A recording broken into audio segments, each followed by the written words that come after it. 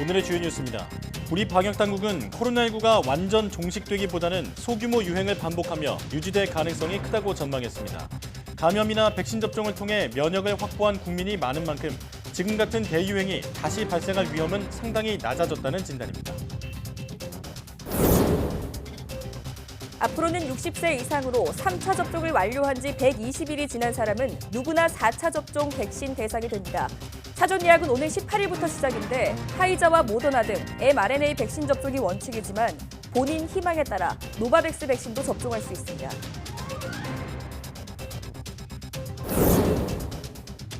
정부는 코로나19에 확진된 적이 있더라도 백신 1, 2차 접종을 완료할 것을 권고하고 확진 이력자의 3, 4차 접종도 가능하다고 설명했습니다. 코로나 확진을 통해 면역력을 얻었더라도 백신 기초 접종을 완료하면 더 높은 면역을 기대할 수 있다고 강조했습니다. 미국의 확진자 가운데 스텔스 오미크론 변이의 비중이 86%까지 늘어났지만 아직 확진자 급증으로 이어지지는 않고 있습니다. 우리나라도 스텔스 오미크론의 비중이 85% 수준으로 늘어났는데 전문가들은 스텔스 오미크론의 비중 확대가 확진자 증가에 미칠 영향을 주시하고 있습니다. 중국 당국은 대도시 봉수에도 확진자 증가가 계속되자 전국의 여객열차 운행량을 평소의 30% 이하 수준으로 축소했습니다. 특히 감염 지역에서의 열차 출발을 금지 또는 최대한 감축하고 승차권 예매도 탑승 전 5일까지로 제한했습니다.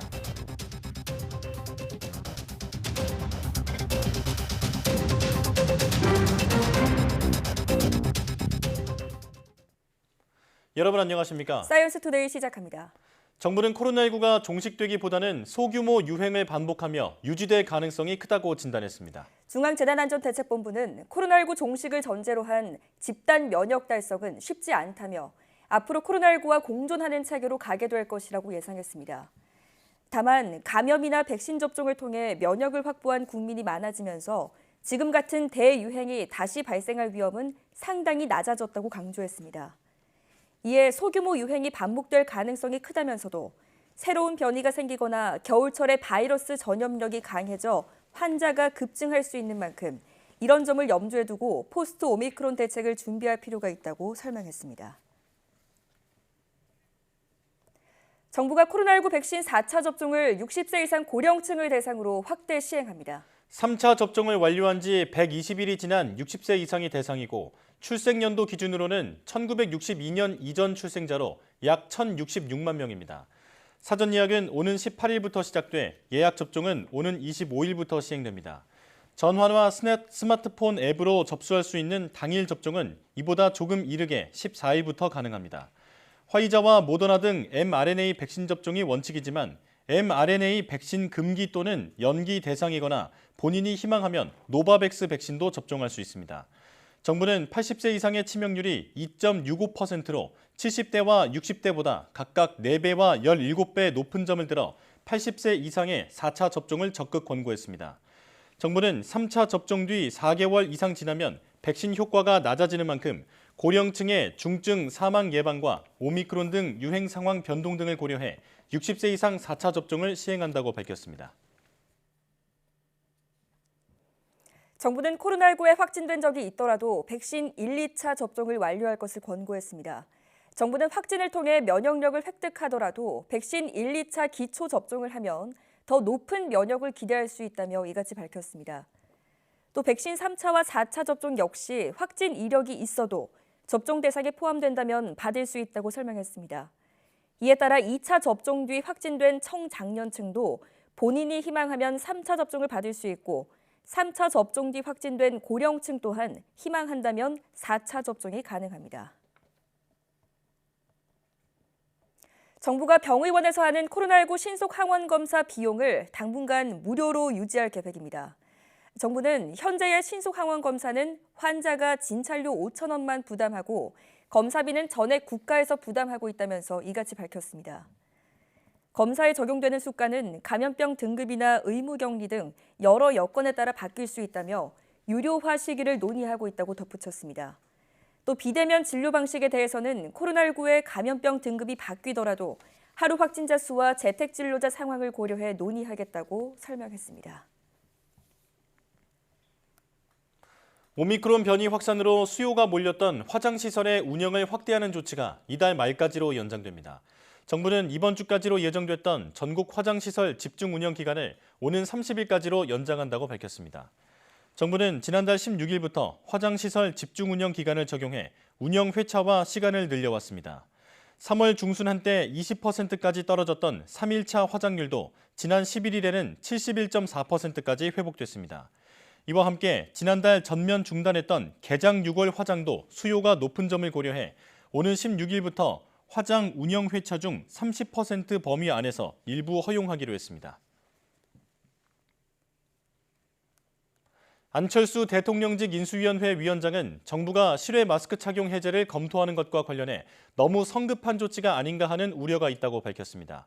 인수위 코로나 비상대응 특별위원회 위원장을 겸하는 안철수 위원장은 홍익대 사범대 부속 여자고등학교를 찾아 교직원 간담회에서 이같이 말했습니다. 안 위원장은 사실 어떻게 보면 실외에서는 감염 위험이 적으니 마스크를 벗을 수도 있다면서도 그런데 문제는 마스크를 벗게 되면 사람들이 이제는 정상 생활로 돌아온다고 잘못 인식하게 돼 감염이 확산할 우려가 있다는 점이라고 지적했습니다.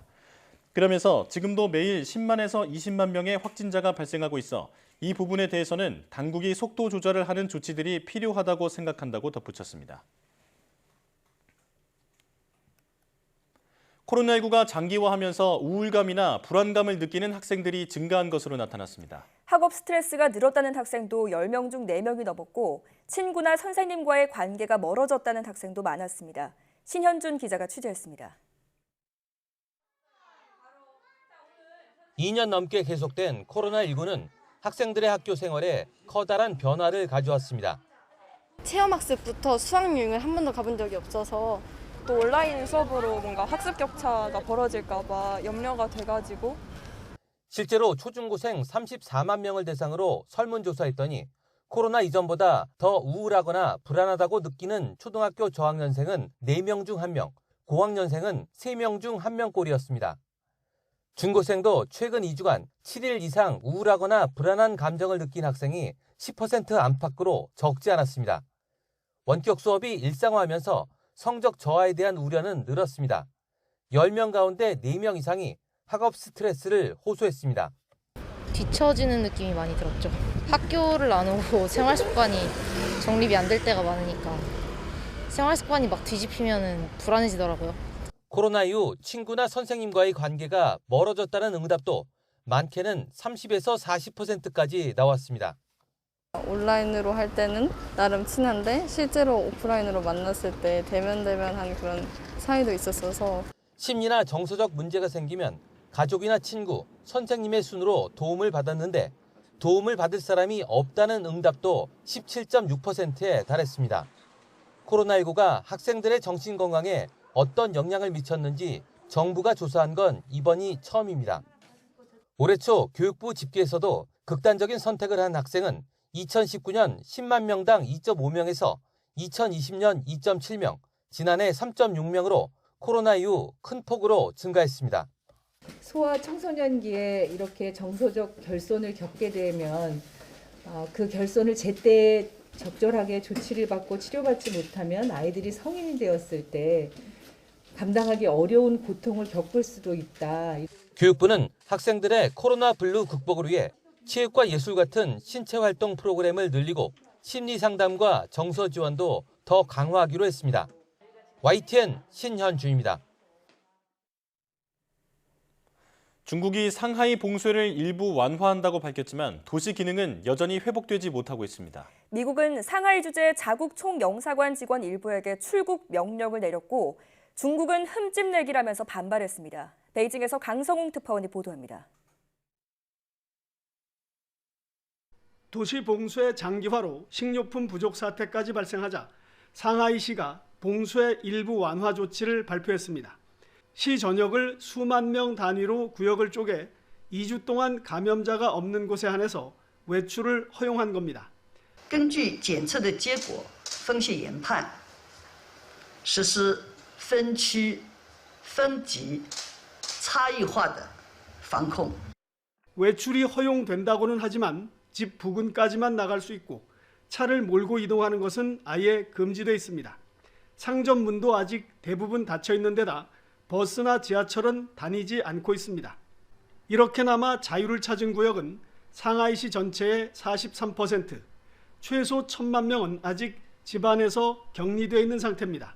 那么我国2年多的防控实践证明动态清零符合中国的实际。 중국의 완고한 방역에 미국은 상하이 주재 총영사관에 비필수 외교관과 가족에게 출국 명령을 내렸습니다. 번스 대사까지 나서 과도한 격리에 우려를 제기해도 받아들여지지 않자 자구책에 나선 겁니다. 중국은 이유 없는 방역 정책 흠집내기라며 반발했습니다. 停止借疫情搞政治操弄，停止对中国污蔑抹黑。 앞서 중국 주재 유럽연합 EU 상공회의소는 중국 정부에 공문을 보내 방역 완화를 촉구했습니다. 공문에는 대규모 검사와 격리라는 낡은 수단으로는 오미크론 변이를 막을 수 없다는 비판도 들어 있습니다. 중국이 사상 초유의 도시 봉쇄 정책을 고수하면서 외교적 갈등 조짐까지 나타나고 있습니다. 베이징에서 YTN 강성웅입니다. 중국이 상하이를 비롯한 대도시 곳곳을 봉쇄한 데 이어 본토 전역의 여객열차 운행량을 평소 대비 30% 이하로 축소했습니다. 중국의 철도 운영기관인 국가철도집단은 코로나19 방역을 위해 중국 내 여객열차의 하루 운행 대수를 3,000대 정도로 줄였다면서 이같이 밝혔습니다. 국가철도집단은 특히 감염 지역에서의 열차 출발을 최대한 감축 또는 중단하고 승차권 예매도 탑승 전 5일로 기간을 10일 단축했다고 설명했습니다. 중국 매체 펑파이는 이렇게 전하면서 특히 감염 지역에서 베이징으로 가는 열차는 운행을 전면 중단시켰다고 보도했습니다. 미국에서 스텔스 오미크론의 비중이 86%까지 올라갔지만 아직 급격한 확산 양상을 보이지 않고 있습니다. 미국 질병통제예방센터 CDC는 지난 3일부터 9일까지 코로나19 확진 환자 가운데 스텔스 오미크론 감염자 비중을 85.9%로 추정했습니다. 지난달 말 우세종 지위를 확보한 뒤 지난달 27일에서 이달 2일 75.4%로 상승한 데 이어 이번에는 점유율 86%에 근접했습니다. 이런 확산 양상은 뉴욕 등이 있는 북동부에서 90%를 넘어설 정도로 빠른 것으로 나타났습니다.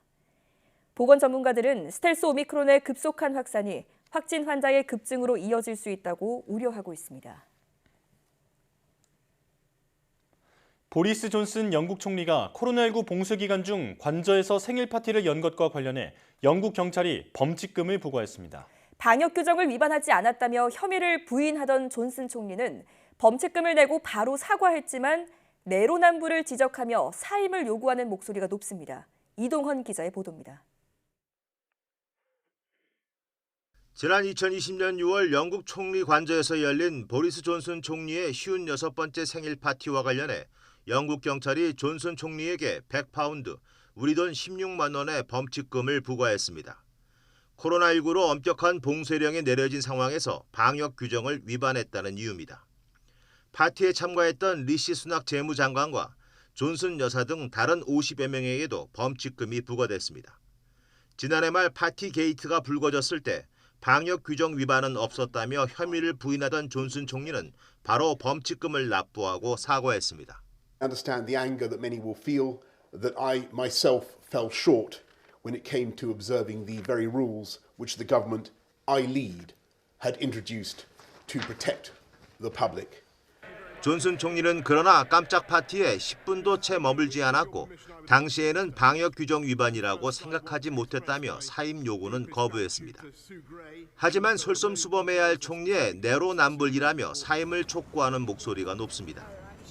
Yeah, it's not only breaking the law, it's lies, hypocrisy, and it's just the latest in the series of things that we've been seeing over the last few years of Boris Johnson. 여당인 보수당 내에 불신임 투표를 요구하는 의원들의 서한이 쌓여가고 있고 공직윤리 담당 공무원의 최종 보고서가 조만간 발표됩니다. 우크라이나 침공에 관심이 쏠리며 기사회생한 존슨 총리가 또다시 위기를 맞고 있습니다. YTN 이동원입니다.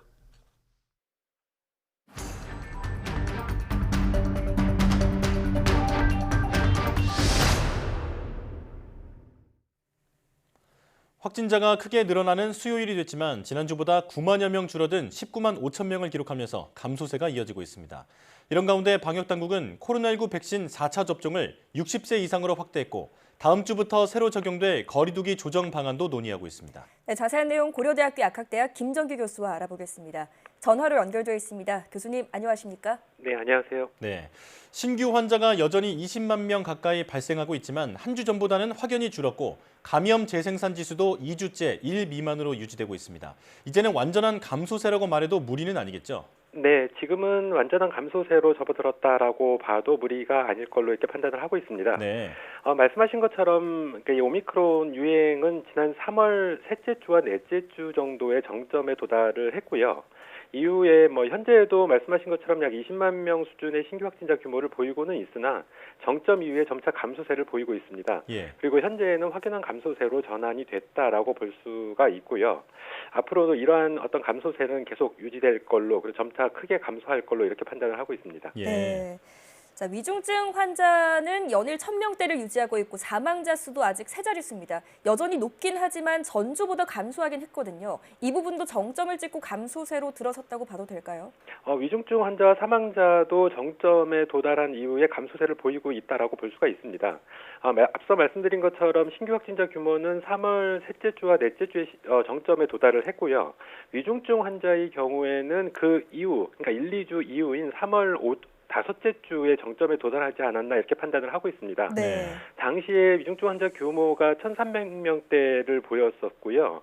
40일 가까이 1,000명대 위중증 환자 수를 보이고는 있습니다. 그리고 현재에도 1,000명대 초반의 위중증 환자 규모를 보이고는 있는데 네. 말씀드린 것처럼 3월 그러니까 다섯째 주에 정점에 도달을 했고 이후에 감소세를 보이고 있다라고 볼 수가 있습니다. 예. 조만간에 아마 1,000명 아래로 감소할 걸로 이렇게 예상을 하고 있고 사망자의 경우에도 2주 전인 위중증 환자 규모가 정점에 도달했을 때 당시 한 400명대 사망자 수를 보였거든요. 이후에는 점차 감소세를 보이면서 현재는 100명대까지 감소를 했습니다. 그래서 위중증 환자와 사망자 모두 점차 개선이 되지 않을까 이렇게 판단을 하고 있습니다. 예. 네. 자, 앞으로 모두 개선이 되지 않을까 이렇게 긍정적인 전망을 밝혀주셨는데 방역당국은 코로나19 백신 4차 접종을 60세 이상으로 확대한다고 발표했습니다. 3차 접종만으로는 감염과 중증화를 막는 데 충분하지 않다는 판단인데요. 그렇다면 4차 접종 이후에도 5차, 6차 같은 추가 접종이 이루어질 수도 있을까요?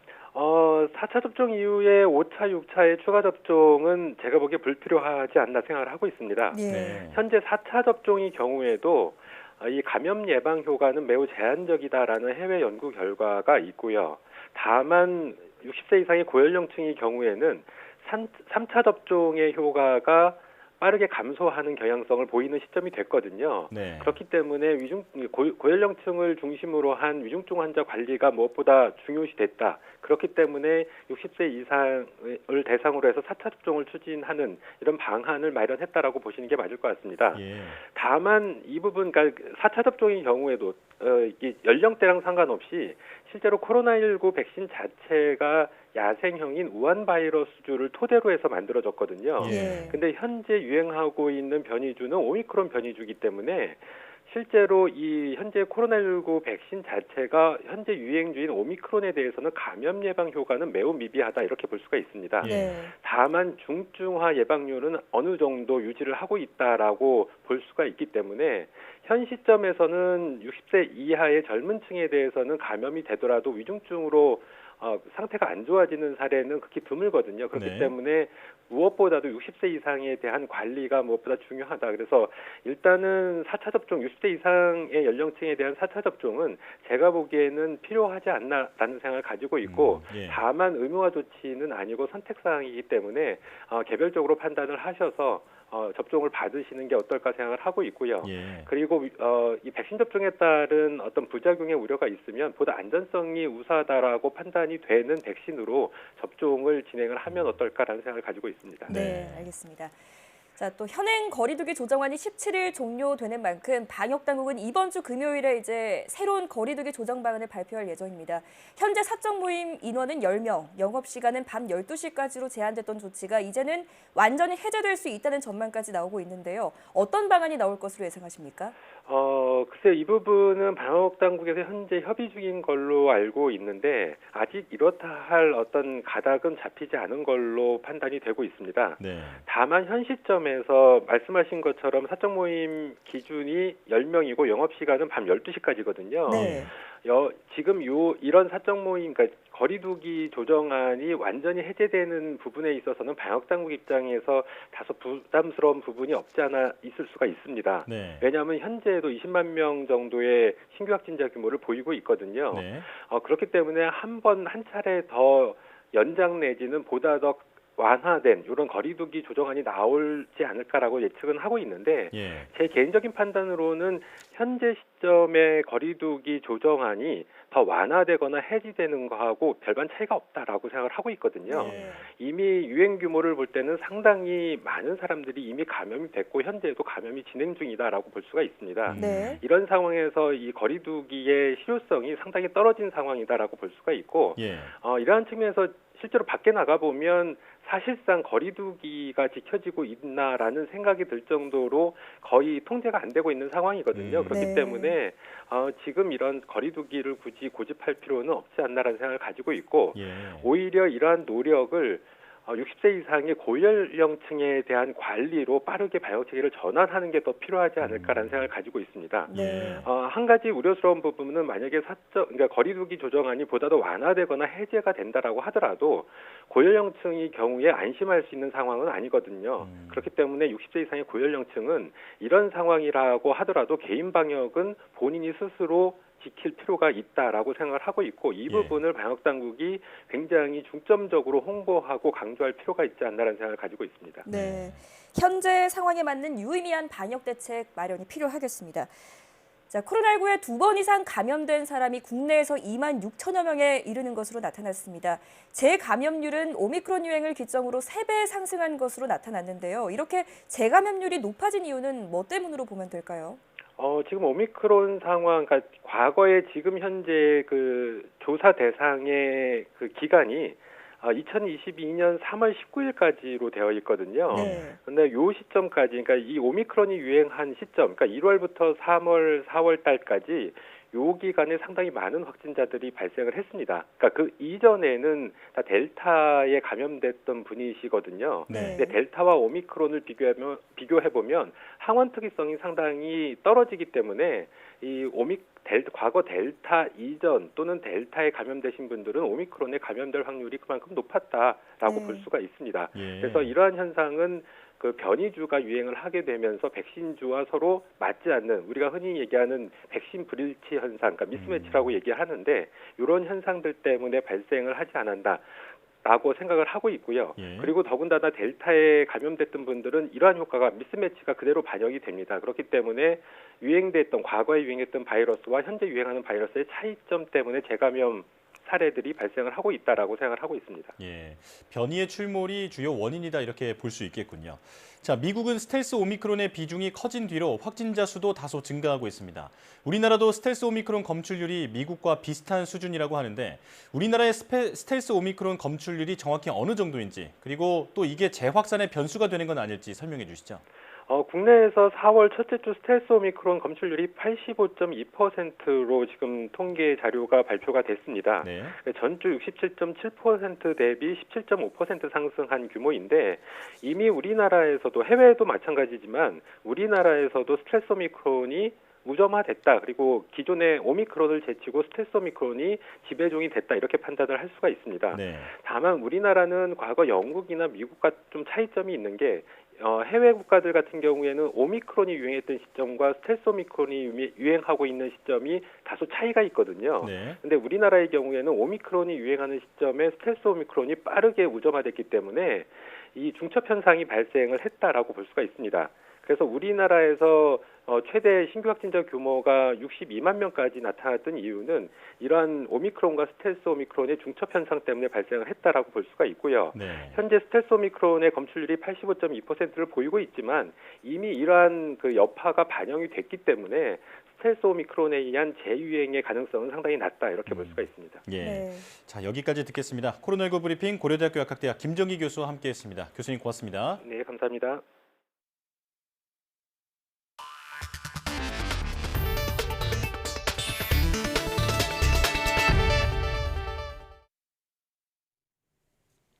국제유가가 중국 상하이시가 도시 전면 봉쇄를 일부 완화했다는 소식과 석유 수출국 기구가 러시아의 원유 손실분을 대체하는 것이 불가능할 것이라는 경고에 다시 $100를 돌파했습니다. 현지 시각 12일 뉴욕 상업거래소에서 5월 인도분 서부 텍사스산 원유는 1배럴에 $6.31, 6.7% 오른 $100 60센트에서 거래를 마쳤습니다. 이는 지난 5일 이후 일주일 만에 또다시 배럴당 $100를 웃도는 수준에서 마감한 것입니다. 런던 아이스 선물거래소에서 6월 인도분 브렌트유도 1배럴에 $6.16, 6.25% 상승한 $104, 64센트에서 장을 마감했습니다. 러시아의 우크라이나 침공으로 전 세계 물가가 치솟으면서 상당수 선진국에서 물가 상승률이 5%를 넘긴 것으로 나타났습니다. 미국의 3월 소비자 물가지수는 지난해 같은 달보다 8.5% 올라 40년 만에 최고 상승률을 기록했습니다. 석유 등 에너지 가격이 32% 오르며 물가 상승세를 주도했습니다. 선진국 중 물가 상승률이 5%를 넘는 국가의 비중도 60%에 달했습니다. 독일은 7.3% 올랐고 이탈리아는 6.7%, 영국도 6.2% 상승했습니다. 신흥국도 절반 이상이 물가 상승률이 7%를 넘었습니다. 특히 아르헨티나와 터키는 올해 들어 50%대를 웃도는 물가 상승률을 기록하고 있습니다. 아구스틴 카스텐스 국제결제은행 총재는 새로운 인플레이션 시대를 맞은 것 같다면서 높은 인플레이션을 일으킨 요인이 한동안 계속될 것이라고 말했습니다. 미국의 지난달 물가가 40여 년 만에 최대폭인 8.5%나 급등해 우크라이나 전쟁 여파로 물가 인상이 심화한 것으로 나타났습니다. 특히 필수품인 기름값이 큰 폭으로 올랐는데 바이든 정부는 여름철에는 판매를 금지해왔던 높은 에탄올을 함유하고 있는 휘발유 판매를 한시적으로 허용하는 등 대책 마련에 나섰습니다. 워싱턴 강태욱 특파원의 보도입니다. 미국 노동부는 지난달 소비자 물가지수가 8.5% 급등했다고 밝혔습니다. 지난 1981년 12월 이후 가장 큰 폭으로 월간 상승률로도 2005년 이후 최대폭입니다. 지난 2월과 비교해 상승 주범은 상승분의 절반을 차지한 기름값입니다. 미국의 평균 휘발유 가격은 지난달 11일 갤런당 $4 33센트까지 치솟았습니다. Gas prices are up, obviously everyone knows that. So that's an extra $1 per gallon that I'm paying to get into the city to work. 바이든 정부는 우크라이나 전쟁 이후 천정부지에 이른 유가를 잡기 위해 비축유를 방출한 데 이어 추가 대책을 내놨습니다. 환경 영향 때문에 여름철 판매를 금지한 고에탄올 함유 휘발유 거래까지 한시적으로 허용한 겁니다. 백악관은 이번 조치로 갤런당 10센트가량 억제 효과가 발생할 것으로 예측했습니다. Step in expanding Americans' access to affordable fuel supply and bringing relief to Americans suffering Putin's price hike at the pump. 이렇듯 올해 들어 계속 오르기만 하는 물가 탓에 연준의 긴축 발걸음은 더 빨라질 거란 전망입니다. 다음 달 연방공개시장위원회 회의에서 한꺼번에 두 단계인 0.5%를 올리는 방안에 힘이 실리게 됐습니다. 여기에 연준의 자산을 매각하는 양적 긴축 조치도 본격화할 것이 유력해졌다는 관측입니다. 심지어 0.5% 인상 단행이 다음 달에만 그치지 않을 것이란 예측까지 나오고 있습니다. 바이든 정부로서는 오는 11월 중간 선거를 앞두고 높은 물가가 최대 악재로 발등에 불인 셈입니다. 지금 추세대로라면 올 연말까지 연준의 목표치인 2%의 3배인 6%를 넘을 수밖에 없는 상황이기 때문입니다. 워싱턴에서 YTN 강태욱입니다. 조 바이든 미국 대통령이 블라디미르 푸틴 러시아 대통령을 겨냥해 우크라이나에서 제노사이드, 즉 집단 학살을 자행하고 있다는 취지로 비판했습니다. 바이든 대통령이 러시아를 겨냥해 집단 학살을 거론한 건 처음입니다. 김원배 기자가 보도합니다. 조 바이든 미국 대통령이 아이오와주의 바이오 연료 공장을 방문해 연설하면서 블라디미르 푸틴 러시아 대통령을 겨냥해 우크라이나에서 제노사이드, 즉 집단 학살을 자행하고 있다는 취지로 비난했습니다. Your family budget, your ability to fill up your tank, none of it should hinge on whether a dictator declares war and commits genocide half a world away. 바이든 대통령은 아이오와주를 떠나면서 공항에서 기자의 질문을 받고 집단 학살을 처음으로 거론한 이유를 설명했습니다. Yes, I call this genocide because it's become clearer and clearer that Putin is just trying to wipe out the idea of being Ukrainian. 바이든 대통령은 이어 러시아가 우크라이나에서 저지른 끔찍한 일에 대해 더 많은 증거가 나오고 있는 상황이고 더 큰 참상을 보게 될 것이라고 말했습니다. 그러면서 집단 학살을 규정하는 국제 기준을 충족하는지는 법조계가 결정하게 하자면서도 자신에겐 확실히 그렇게 보인다고 강조했습니다. We're going to only learn more and more about the devastation, and we'll let the lawyers decide internationally whether or not it qualifies. But it sure seems that way to me. Thank you. 한편 토니 블링컨 미국 국무장관은 러시아군이 강한 증상을 일으키는 화학작용제를 섞은 최루가스를 포함해 다양한 폭동 진압 작용제를 사용했을 수 있다는 믿을 만한 정보를 갖고 있다고 밝혔습니다. 블링컨 장관은 이런 정보를 우크라이나와 공유했다면서 실제 어떤 일이 일어났는지 파악하기 위해 파트너들과 직접 대화하고 있으며 이는 정말 우려스러운 일이라고 덧붙였습니다. YTN 김원배입니다. 우크라이나 동부 도네츠크주의 친러시아 반군이 화학무기 사용 의혹을 부인했습니다. 인테르팍스 통신에 따르면 친러 반군이 세운 도네츠크 인민공화국 DPR의 에두아르트 바수린 대변인은 12일 DPR군은 마리우폴에서 화학무기를 사용하지 않았다고 말했습니다. 다만 러시아 국방부는 화학무기 사용 여부에 대해 입장을 밝히지 않았다고 로이터 통신은 전했습니다. 아조우 연대는 소셜미디어를 통해 무인 드론에서 정체불명의 물질이 떨어졌으며 피해자들은 호흡곤란과 거동장애를 겪었다고 밝혔습니다. 한나 말야르 우크라이나 국방부 차관은 화학무기 사용에 대한 최종 결정은 추후 판단할 수밖에 없다면서도 러시아가 화학무기를 사용할 가능성이 매우 높다고 강조했습니다.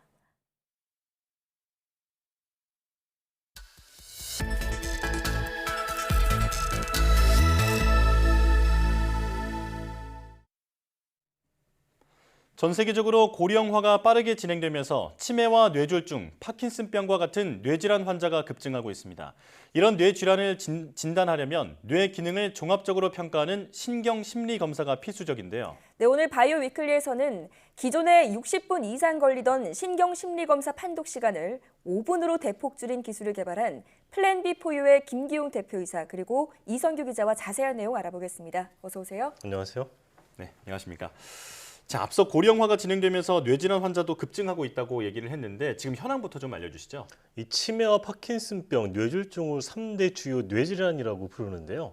이 질환은 모두 고령이 발병의 중요한 위험 인자인데 이 고령화가 세계적인 현상이다 보니까 유병률도 빠르게 증가하고 있습니다. 특히 치매와 파킨슨병의 급격한 증가세인데요. 치매의 경우엔 현재 65세 이상 노인 10명 가운데 1명이 앓고 있고 80세 이상 노인은 4명 가운데 1명이 앓고 있습니다. 치매는 환자 본인뿐만 아니라 돌보는 가족까지 함께 고통스럽게 만드는 질환이어서 단지 환자 개인의 문제가 아니라 이미 사회적인 문제가 됐죠. 그렇군요. 자, 대표님이 이제 줌으로 연결이 되어 있는데요. 본격적인 질문에 앞서서 플랜 B 포유 사명이 독특합니다. 어떤 의미를 담고 있는지 설명을 해주시죠.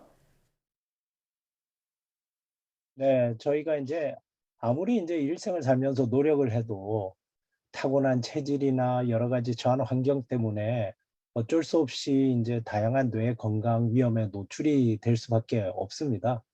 그래서 이렇게 노력해도 피하기 어려운 건강의 위기를 닥쳤을 때 이거를 실질적으로 잘 해결해서 살아가는 데 지장이 없도록 하는 플랜 B가 늘 필요하다는 거고요.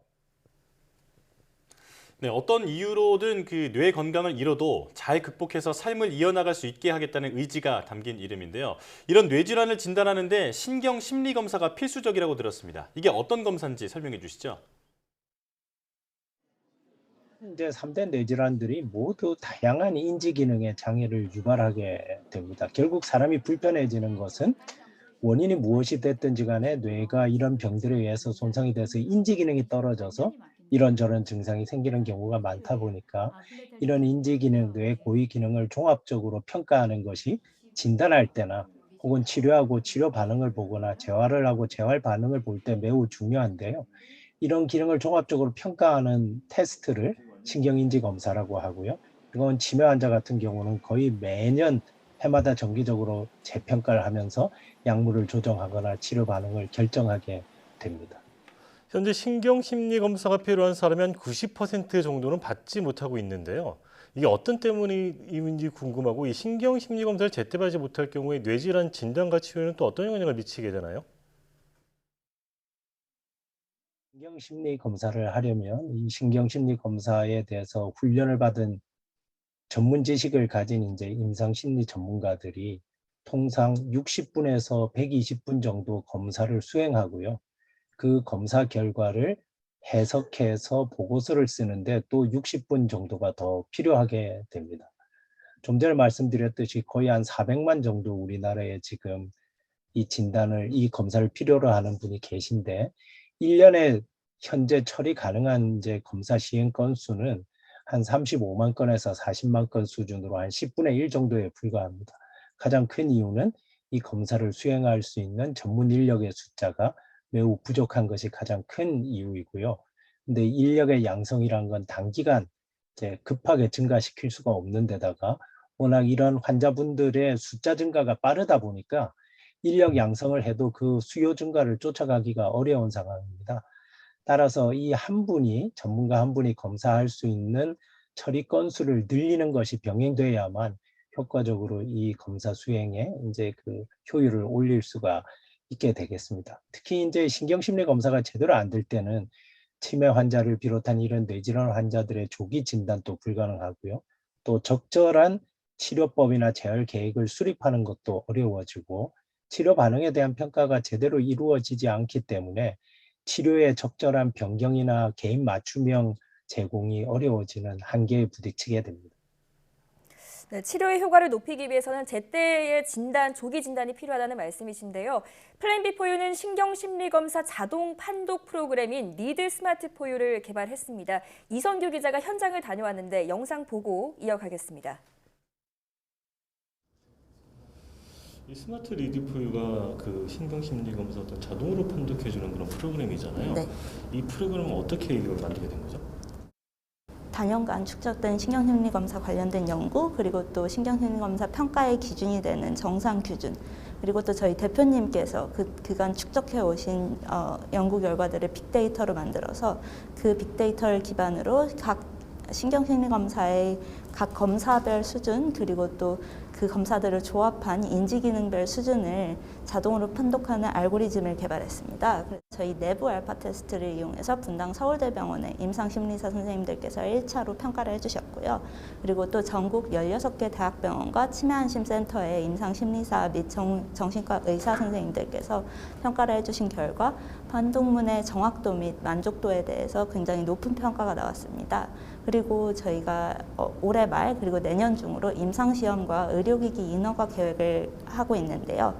임상시험 및 의료기기 인허가를 거치게 되면 과학적이고 객관적으로 저희 리드 스마트 포유가 작성한 자동 판독문과 또 임상심리사분께서 실제로 작성한 보고서의 동등성과 비열등성이 검증이 되게 됩니다. 현재 임상심리사가 판독하는 것과 이 자동화 프로그램이 판독하는 것을 비교하면 어떤 차별성이 있는 건가요?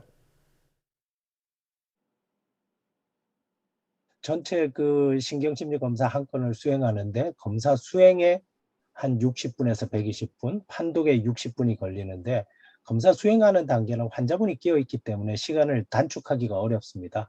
다만 이제 검사의 판독 단계는 전문 지식만 있으면 환자분이 끼어 있는 단계가 아니기 때문에 현재 60분의 판독 시간을 5분 미만으로 단축할 수가 있게 됩니다. 그러면 한 건당 통상 검사 처리 건수의 50% 내지 30%를 절약할 수 있기 때문에 이런 검사 판독을 자동화해 드림으로써 신경심리 검사 인력들이 일주일에 처리할 수 있는 판독 검사 건수를 현재 한 10건 정도 수준에서 15건 정도 수준으로 50% 이상 이제 높여드리게 되는 거죠.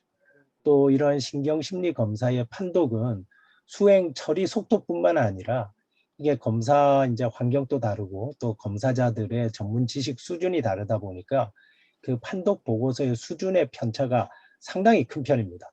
또 판독하는 형식도 병원마다 편차가 있고.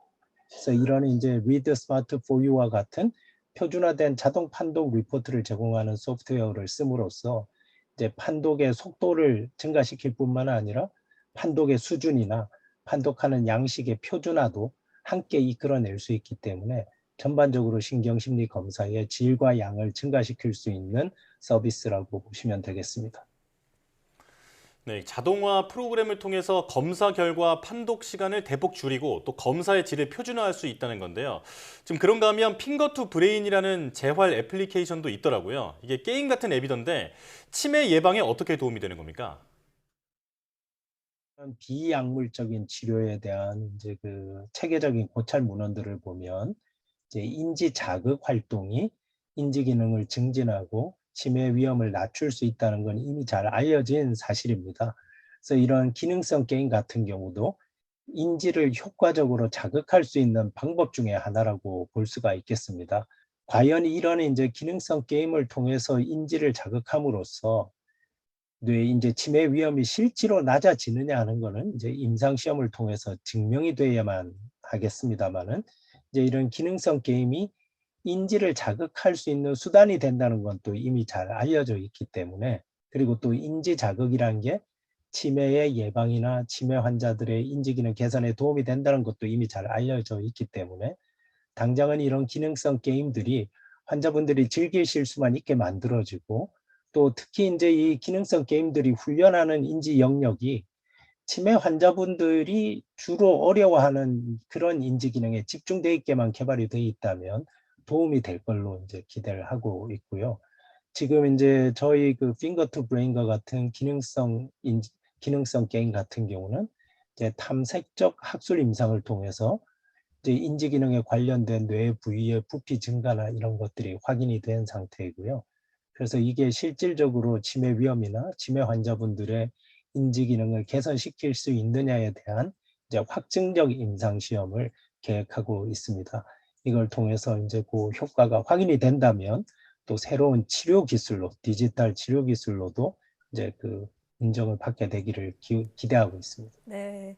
자, 치매 환자들의 치료 환경을 크게 개선할 것으로 기대가 되는데요. 자, 바이오 산업 발전을 위해서도 건실한 바이오 생태계 조성이 필요할 겁니다. 제언해 주실 말씀이 있다면요. 네, 이 참 요즘은 뭐 디지털 치료제나 바이오 여러 진단 방법, 치료 방법들이 많이 나오고 있는데 제가 현장에서 보면 워낙 훌륭한 기술들이 설계를 하거나 사업을 준비하는 단계에서 그 효과성을 검증하는 부분에 기획이 빠져 있다 보니까 개발에서 검증 단계를 건너지 못하고 사장되는 좋은 기술들을 많이 보았습니다. 효과성을 검증하는 부분에 기획이 빠져 있다 보니까 개발에서 검증 단계를 건너지 못하고 사장되는 좋은 기술들을 많이 보았습니다.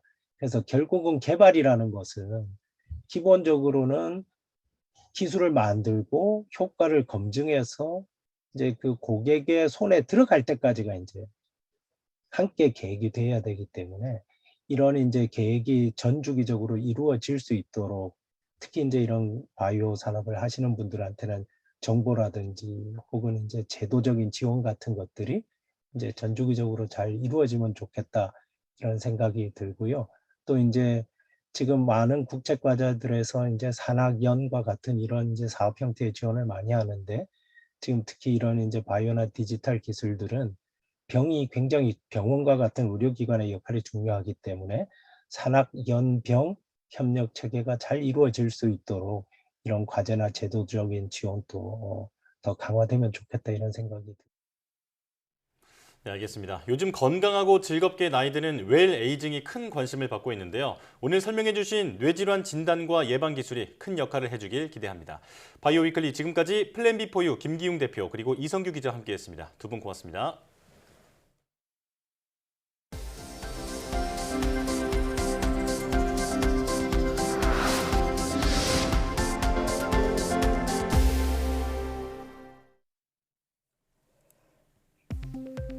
충남 부여군에서 밤하늘이 자줏빛으로 보이는 현상이 목격됐습니다. 제보자는 12일 밤 8시 반쯤 부여군 규안면 일대 하늘이 자주색으로 물들어 이상하다며 YTN에 제보를 해왔습니다. 취재 결과 유리 온실인 스마트팜에 설치된 LED 불빛과 날씨 영향으로 확인됐는데요. 부여군은 토마토 등을 재배하는 온실에서 밤에 식물 성장을 위해 켜놓는 LED 불빛이 비가 오기 전 낮게 깔린 운무에 번진 것으로 확인됐다고 설명했습니다. 일반 혜성보다 50배 이상 큰 초대형 혜성이 태양계를 향해 다가오는 것으로 관측됐습니다. 미 UCLA 등 국제공동연구팀은 지난 2010년 태양계의 48억 킬로미터 밖에서 관측된 적 있는 대형 혜성이 시속 35,200km로 태양을 향해 다가오고 있다고 발표했습니다. 관측된 혜성은 중심부의 지름이 136km이고 질량은 500조 톤에 달해 지금까지 천문학자들이 관측한 혜성 가운데 가장 큽니다. 연구팀은 이번 혜성이 태양을 향해 다가와 오는 2031년쯤 태양으로부터 약 16억 킬로미터 떨어진 곳까지 접근한 뒤 태양계 끝쪽에 혜성이 모여있는 자리로 가게 될 것으로 전망했습니다. 초음파를 이용해 몸속에 있는 아연이나 칼슘 등 금속을 들여다볼 수 있는 기술이 개발됐습니다. 유니스트와 미 텍사스대 등 공동연구팀은 초음파로 열을 발생시켜 살아있는 동물 몸속에 있는 금속을 탐지하는 DNA 센서를 활성화하는 기술을 개발했다고 밝혔습니다. DNA 센서는 DNA를 변형해 만든 생체 친화 센서로 열에 의해 활성도가 조절되며 금속을 탐지하면 형광이 나타나게 할 수 있습니다. 연구팀은 살아있는 쥐 옆구리에 DNA 센서를 주입한 뒤 30분 동안 초음파를 쏜 결과 강한 형광이 나타났다고 설명했습니다. 또 이번 기술이 몸속의 특정 성분을 감지하는 것은 물론 약물을 몸속으로 전달하는 입자의 활용성을 높이는 데 쓰일 수 있다고 말했습니다.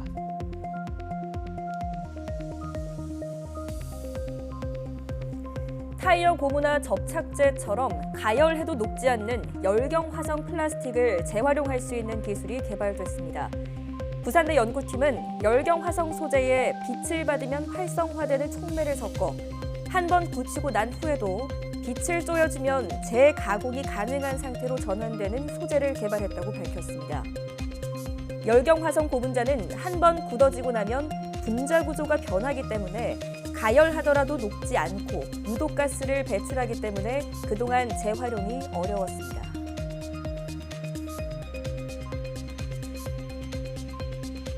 과학기술을 소재로 한 웹드라마 시나리오 공모전이 열렸습니다. 과학기술정보통신부와 한국과학창의재단은 다음 달 31일까지 제2회 사이언스 스토리 시나리오 공모전을 진행한다고 밝혔습니다. 또 공모작 가운데 최우수작 2편과 우수작 3편을 선정하고 최우수작은 웹 콘텐츠 제작업체 와이낫 미디어와 협력해 웹 드라마로 제작할 예정입니다.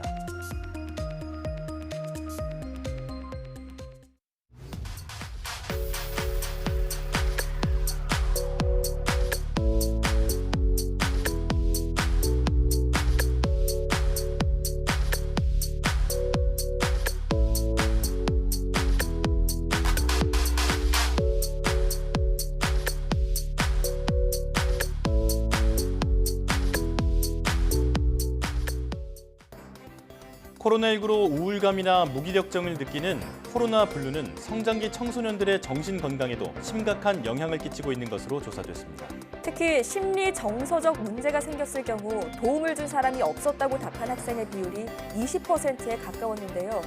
우리 주변에 혹시 정서적으로 소외당하고 있는 아이들은 없는지 따뜻한 관심이 필요한 때인 것 같습니다. 사이언스 투데이 마칩니다. 함께해 주신 여러분 고맙습니다.